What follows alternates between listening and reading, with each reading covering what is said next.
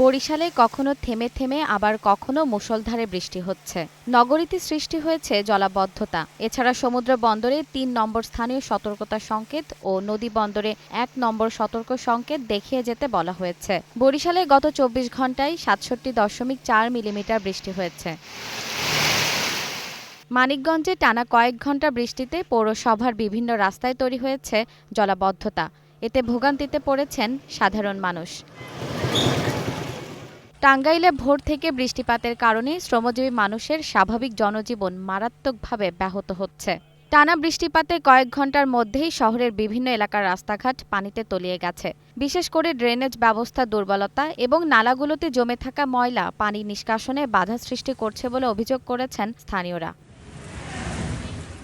ব্রাহ্মণবাড়িয়া নবীনগরে কালবৈশাখী ঝড়ে লণ্ডভণ্ড হয়েছে বেশ কয়েকটি বসতঘর। স্থানীয়রা জানান, দুপুরে আকাশ মেঘাচ্ছন্ন হয়ে হঠাৎ দমকা হাওয়া শুরু হয়।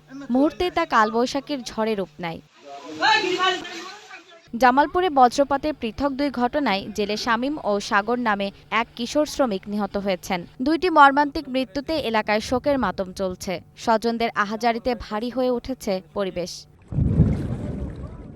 প্রাকৃতিক দুর্যোগে জনদুর্ভোগ বাড়লেও দ্রুত পানি নিষ্কাশন ও ক্ষতিগ্রস্তদের সহায়তায় সংশ্লিষ্ট কর্তৃপক্ষের কার্যকর পদক্ষেপ চেয়েছেন স্থানীয়রা। জেরিন জামান, গ্রিন নিউজ ডেস্ক।